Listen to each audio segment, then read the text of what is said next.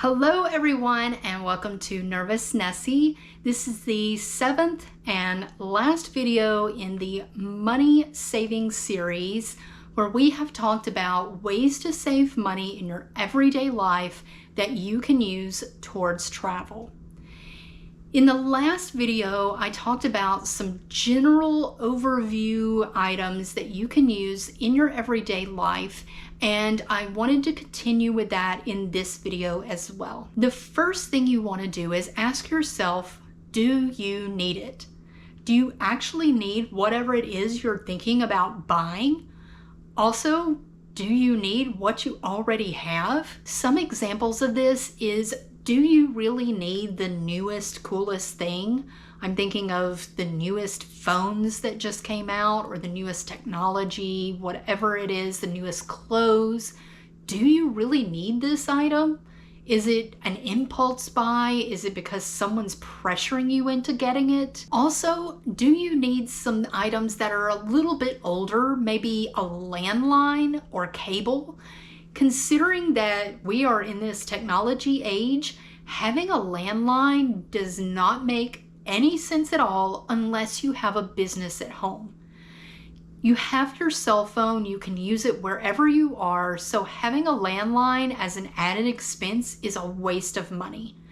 Also, paying for cable is a waste of money. Now, you do have to pay for a lot of streaming services, but there are plenty of streaming services out there that you can get for free. Yes, you have to sit through the commercials, the ads, but if you're on a tight budget and you're wanting to save money for travel, then go ahead and use the free streaming services. And a lot of those free streaming services do include the same shows you would get if you paid for cable. And speaking of the streaming services, ask yourself, do you need it? Now, of course, we all love our entertainment and we have our favorite shows and movies that we want to watch. But a lot of times the streaming services can kind of get a little old. I know I have had some that I swear I have watched everything that they have to offer. I'm like, there are no new TV shows. All the movies I've kind of already seen, or I really don't want to see. So why would I pay for this? It's just sitting there.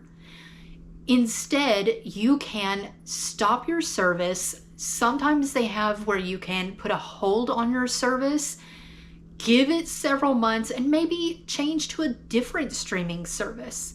Maybe you had streaming service A and you've used it up, you've watched all the TV shows on there and the movies, then put it on hold for a while, get a new streaming service B, watch the stuff that's on there. Once you've exhausted that, freeze that second one and go back to your first one that now has new content added. The same thing goes for music. A lot of times people pay for different music streaming services like Spotify, which I cannot wrap my head around. Yes, you can go on there and get specific music that you want, at this certain price. Music can be free.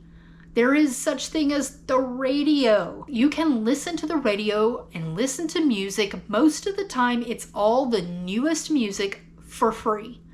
There are apps out there like the iHeartRadio app that lets you listen to all sorts of radio stations in one space. I have actually got on there and listened to radio stations in other countries, which is kind of cool because you get to broaden your horizon of music and listen to a little of everything. If you're very particular about your music and you only want certain types of music, you could get onto Pandora. There is the Pandora version you pay for, and then there's the free version that occasionally will have ads. But you can curate all of your different channels that you create. Within Pandora, you can either like or dislike a song. If you dislike a song, it skips the song and won't play it again. If you like the song, it will put that song into the queue and let you listen to it, but it will also use the AI algorithm and find specifically what kind of music it is that you like, and it will start suggesting the songs to you. Then you go through like or dislike, and now you have this huge library of songs that you can listen to for free. Another thing you should ask yourself if you need it is a gym membership. Ask yourself, okay, do I actually use my gym membership? Do I go to the gym? If you don't, cancel it. Why are you paying the money? If you do go to the gym, ask yourself why. What are you actually doing at the gym? If you're doing things like running because they have a track or they have a pool and you go swimming there, if it's things like that that you can do out in nature, maybe you live near a lake or an ocean, or you have friends that have pools, you can get that for free. You can go running out on the street. Of course, if you live in a bad area where it's not safe, then maybe it makes sense for you to have a gym membership.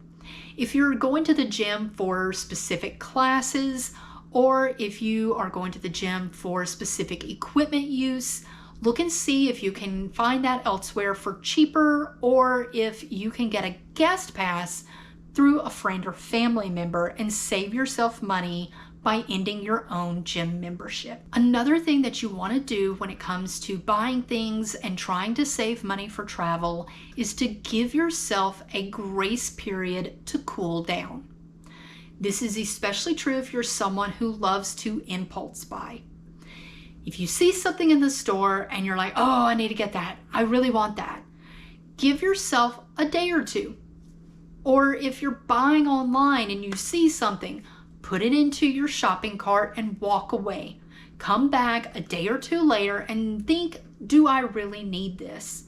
A lot of times you'll find that you actually don't, and it ends up being an impulse buy. And then you're very glad that you did not waste your money on something that you could be using that money towards a trip. And the last tip that I want to give you is to set a goal and a budget. This will help you keep on track. And you do want to track it. There's tons of apps out there that will let you track your spending. A lot of times even your own bank apps will have where you can track your spending. But you want to set a goal and you want to track it. Maybe there's a certain trip that you're wanting to go on. Go ahead and kind of ballpark plan out your trip. Find out about roughly how much flights are going to be, the hotels, maybe a rental car, all the things for the trip. And don't forget to include things like food or souvenirs that you may want to get on the trip.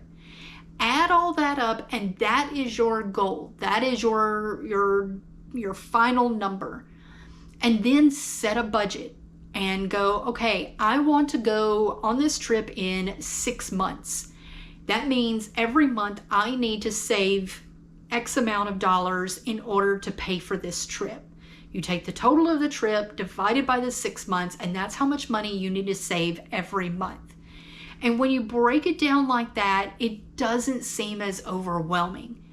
And then once you have that number broke down, you can start looking for ways to save money and hit that goal each month. It could be that one month you did really well and you actually went over the goal. Then go ahead and save that money. Don't spend it, because the next month you may not hit that goal for the month, and the money you made from the previous month will help balance that out. When it comes to saving that money, you want to put that money into a savings account. Don't leave it in your general banking account where you spend your money, your debit card. Put it into a savings account. That way you are less likely to spend it. Because if you look at your bank account and you see that you have all this money sitting in there, you're more likely to spend it. I promise you, you are more likely to spend it if you see it sitting in there just calling to you, spend me. But if you take that money out and put it into your savings account, then you're less likely to spend it. You have to either go to the bank and get the money out of the savings account, or you go onto your bank app and you have to transfer it into your debit checking account and then wait for it to clear and then spend it.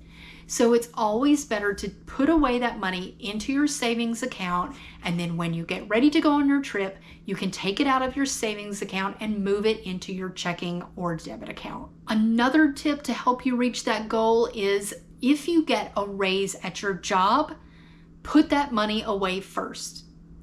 What that means is, let's say you make $10 an hour at your job, and it's been a year and now you are making $11 at your job.